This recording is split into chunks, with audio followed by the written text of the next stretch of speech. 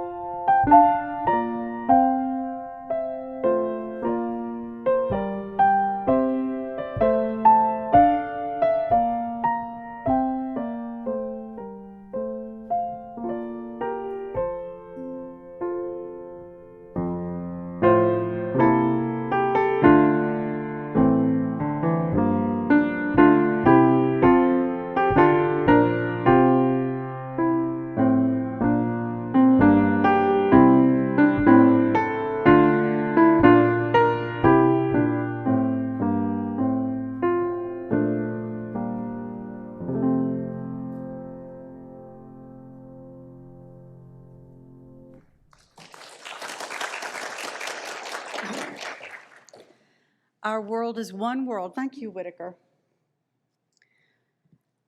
We're glad that you're here this morning. We begin our services by lighting the chalice, which symbolizes reason, tolerance, and freedom, and also justice, compassion, and love.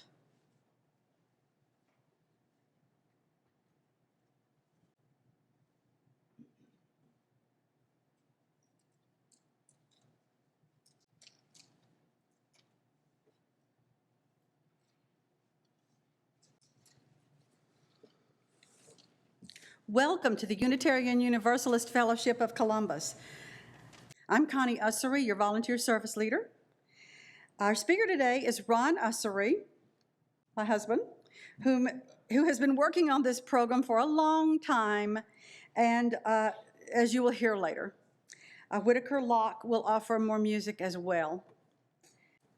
Today's program deals with all 7 principles, and I think you'll hear that as we go through the program. The first principle is the inherent, read them please silently as I read them aloud, the inherent worth and dignity of every person.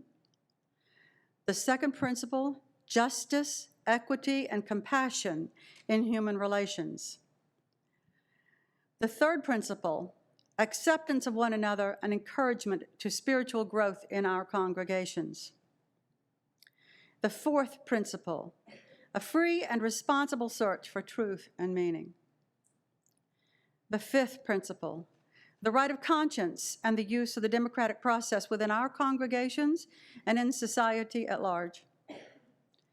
The sixth principle, the goal of world community with peace, liberty, and justice for all. And the seventh, respect for the interdependent web of all existence of which we are a part.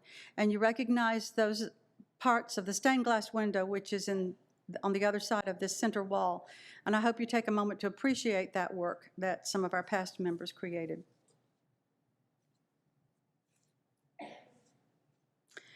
We're grateful to be here now and grateful for all the volunteers who helped make this happen. We support our spiritual community as contributors in our own way, and now we offer everyone a chance to support the maintenance of this facility and the grounds we all enjoy. You can mail offerings to UUFC at P.O. Box 698, Fortson, Georgia, 31808, or use PayPal. To use PayPal.com, click the Send Money tab and put as the recipient our email address, uufc@gmail.com. So as you join us in supporting our fellowship, Whittaker will play Beethoven's Sonata in G major, Minuet.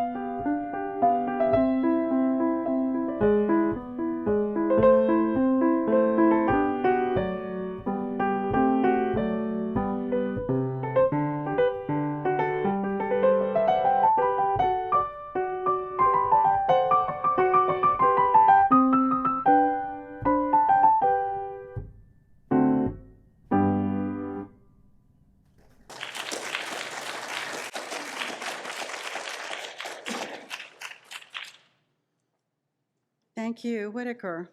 It was beautiful as always. I think I skipped a slide that I intended to do, and that's a reading this morning. If you'll pull out your hymnals to 484. And this is by William Henry Channing. Please read it silently as I read it aloud.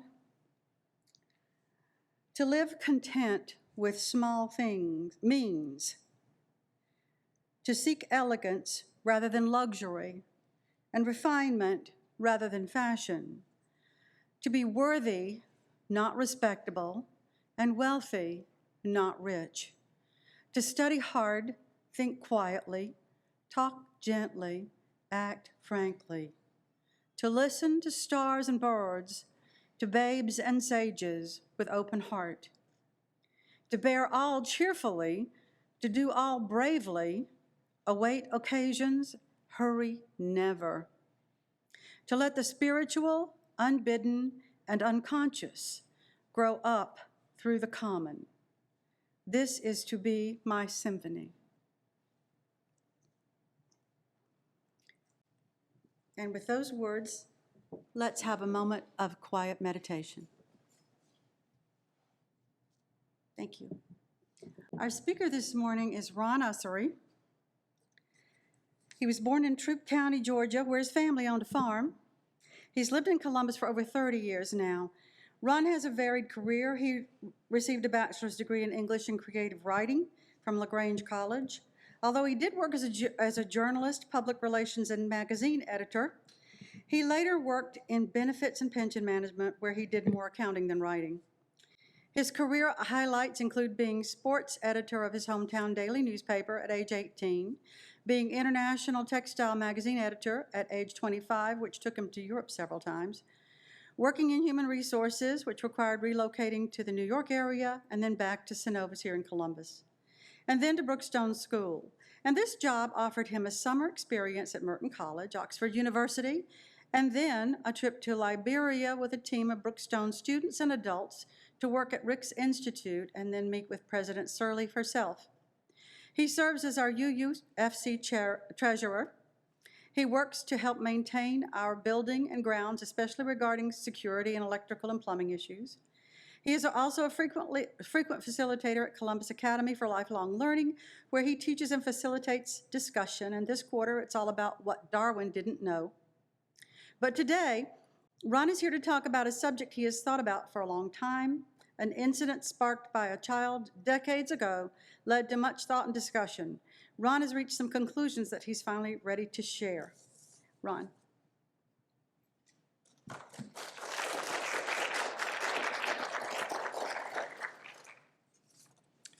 Hello. It's good to be here, especially good to see Hayden in the audience. I think this is the first time I've had a former student witness or be stuck with me out here. Hayden's probably heard me speak too many times already. Are you rich? The question hung awkwardly in the air. The question came from Marcus, my reading buddy at Downtown Elementary. We were about to start our third reading session. I'd been attempting to focus on the book I was reading to him, even adding some dramatic flourishes at the times I thought appropriate. But obviously, Marcus had been focusing on me. But there was this question still hanging: are you rich? Impudent, perhaps, certainly impolite and inappropriate. But there was Marcus looking up at me with those innocent eyes. I thought, just say, no, I'm not rich. Whatever gave you that idea? Or clearly, no, I'm not rich. Then clearly I'm no Nelson Rockefeller, let alone an Elon Musk. But I thought that would be dismissive and possibly dishonest. So I resorted to my old standby, the definitional exercise. After all, Bill, anyone who spent time in the developing world, particularly sub-Saharan Africa, has undergone a redefinition of what it means to be poor and what it means, by contrast, to be rich. I remembered my experience in Liberia, Connie mentioned, where I led a team of students from my school who traveled to our sister school in the war-torn West African country on a service trip. My task was installing that school's first ever computer lab in the library, which is a lot more complicated when you consider that the Ricks Institute is located more than 50 miles away from the nearest electrical grid. That's another story. Here in this photo, the man seated in front of me is one of the parent chaperones on the trip, Dr. Michael Gorham. Dr. Gorham, by the way, his son was on the trip. Dr. Gorham went with us on a trip to JFK Memorial Hospital in Monrovia, right outside Monrovia.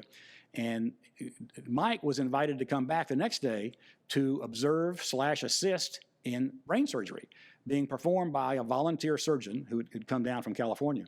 And Mike was all excited about the prospects. He told me in our quarters that we shared there, he said, you know, I might be able to come back here fairly often, regularly, to volunteer my time, and I might could make a difference here.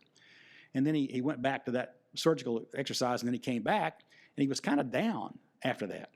I said, what's the matter, Mike? How did it go? And he said, you know, I can't volunteer here. He said, nothing in my training or experience has equipped me to do brain surgery using a hacksaw and a hammer.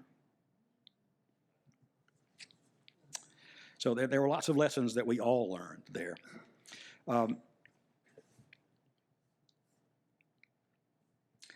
One poignant memory I have from this project was when we were working on the computer install, and I was talking with a librarian there, shown in this picture. And one of our kids approached me and asked me if I had a second battery-powered drill that he could use. I handed him a screwdriver instead, and he grumbled that it would take a lot longer this way. The librarian there asked me what the boy needed and whether he could help. I responded to him that the student from my school did not need anything, that we Americans often don't know what it means to need something. I said that we often confuse needs with mere wants. But back to Marcus and this awkward question of his. After what seemed like an hour, but was probably only 5 seconds, I responded to Marcus, well, I don't think of myself as rich, but I guess it depends on what you mean by rich. Marcus thought about this a bit, and then he asked, do you have a nice car? And I quickly responded, I have 2 nice cars. I should have thought a little bit better about that response, I guess. Marcus asked me then if I had a nice house. This time I did consider for a moment before I answered, and I didn't tell him that actually we had a farm at the time, and we had a rental house that was Connie's house before we married. I didn't go into that. I just simply said, yes, I have a nice house. Marcus said, I know you have nice clothes. Do you have a nice family? And I said, yes, I have a nice family. Then without hesitation, Marcus proclaimed, I knew it. You are rich. And then he pulled a torn page from his pocket. He had torn out of a magazine and held it up to me. It was a full-page ad advertising a video game that cost well over $100. And he said, buy me this. To which I responded, nice try, counselor. But no, I don't spend money on video games. That's one reason I can afford a nice house and a nice car. But I've never forgotten that exchange, nor my awakening in Liberia. In Marcus's eyes, I most certainly qualify as rich, certainly in the eyes of those youth that I met in Liberia. Though Marcus might say that I might be rich, but I'm certainly miserly as well. All of us on this Liberian trip from Columbus came away shocked at the poverty we saw there, and we viewed our own lives very differently by contrast. So I learned that wealth is a relative concept. This reminds me of my favorite musical stage production, Fiddler on the Roof. The first time I saw this play about a Russian Jewish community in an increasingly unwelcome land about 1900, I went out immediately after that play and purchased the soundtrack. This is the second time in my life that I've gone out and bought a soundtrack. The other time was when I had seen the movie, Oh Brother, Where Art Thou? The signature tune from Fiddler is when Tevye sings, If I Were a Rich Man, that incredibly haunting lyric that probably some of you will be singing, at least silently singing, after you see this again today. I recommend you see the whole song, which you can readily pull up on YouTube. Because of copyright concerns, I'll only play a little snippet for you here. Tevye, the primary character, the milkman, he's facing difficult circumstances, but the stage character sings and embraces humor. He even reflects, I think, joy a phenomenon that I witnessed among the desperately poor in Liberia as well. But I think there's a lot to be learned from the lyrics that Tevye sings in Rich Man. He contemplates what his life would be like if he were suddenly rich. Let's hear this vision from Tevye himself.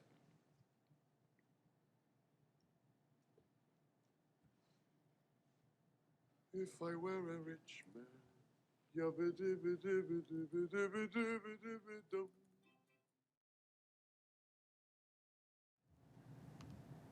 Okay. Did you notice that the refrain in the song is, if I...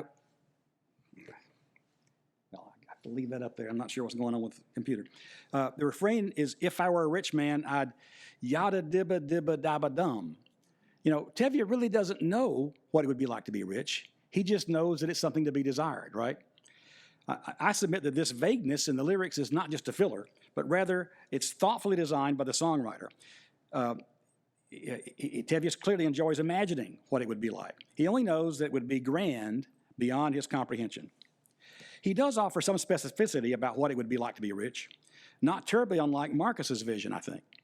Tevye says, I wouldn't have to work hard. Well, many of us can relate to that sentiment. Many of us are retired and we don't have to work hard anymore, thanks to our long careers in Social Security. So what's our excuse? And what does Tevye imagine would be the sweetest thing about being rich? Tevye envisions that rich Tevye would spend copious amounts of time with the most learned people in his village. He and they would ponder and possibly solve some of life's greatest mysteries. And because he would be rich, they would think he really knows.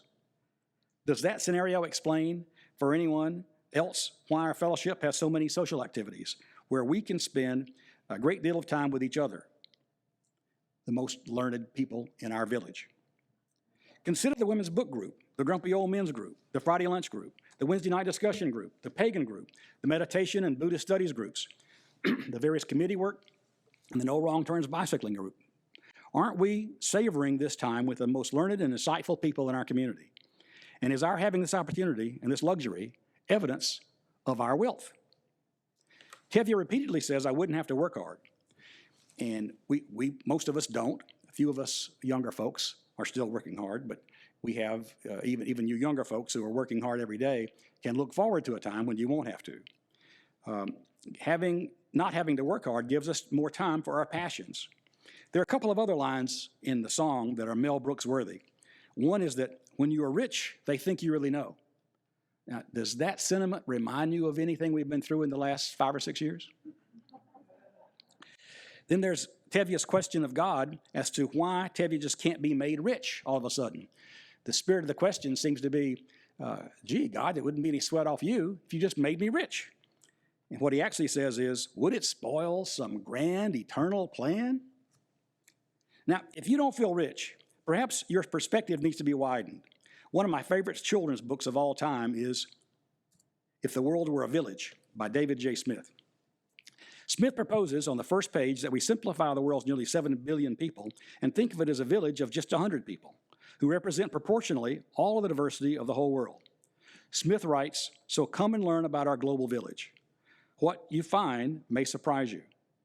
Smith notes that of the 100 people in the village, 61 are from Asia, 14 are from Africa, 11 from Europe, 8 from South and Central America and Mexico, only 5 are from the US and Canada, and only 1 from the South Pacific. The largest age group in the village is ages 10 to 19, with 18 people in that group. Only 4 people in the village are 70 to 79, and only 1 is older than 79. The average lifespan in the village is 63 years of age. In the global village, there's no shortage of food. If the food were divided equally, everyone would have plenty to eat. But not everyone has enough food. 17 lack safe drinking water, and among those, much effort is exerted, mostly by the females, to obtain water for their families. 57 of the 100 have access to adequate sanitation, 32 breathe heavily polluted air, and 17 cannot read or write. If all the money in the global village were divided equally, each person would have the equivalent of $780 US dollars of monthly income. Now that's if it were divided equally, but of course it is not divided equally.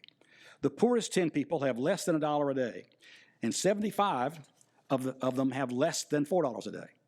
The average cost of food and shelter and other necessities in the village is $416 a month. So many of them do not have enough resources to meet the most basic needs. 24 of the people, by the way, do not have electricity.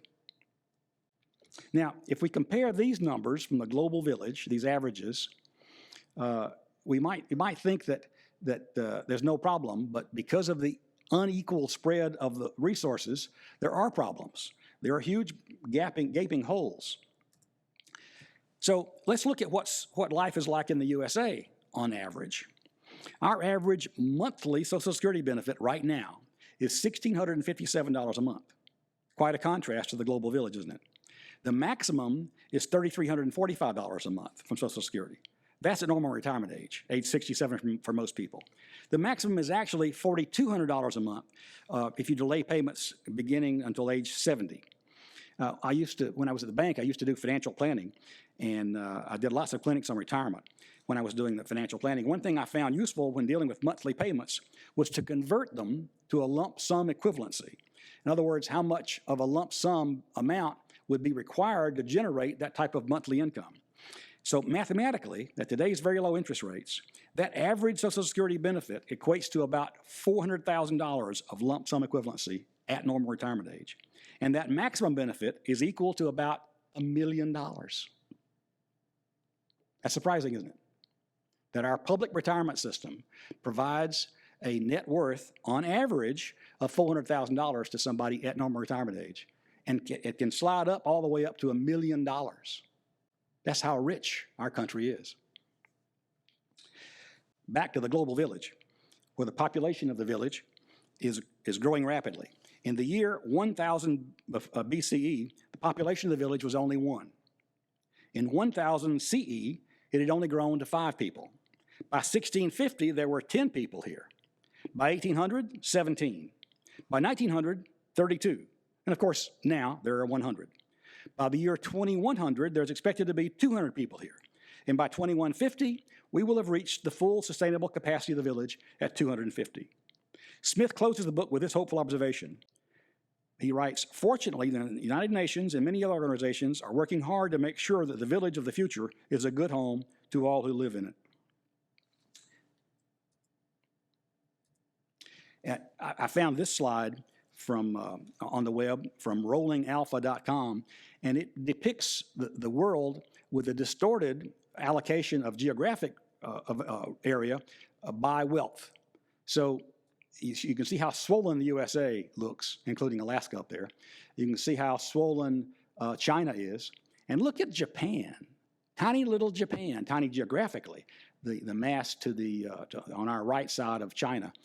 Look how huge Japan is when it's compared to the other countries in terms of wealth, how much it swells. By contrast, South America is pretty swiveled, isn't it? And Africa barely makes an appearance at all. So obviously, in our global community, resources are not spread evenly. There's a huge distortion of global wealth, just like this map shows in this depiction of area.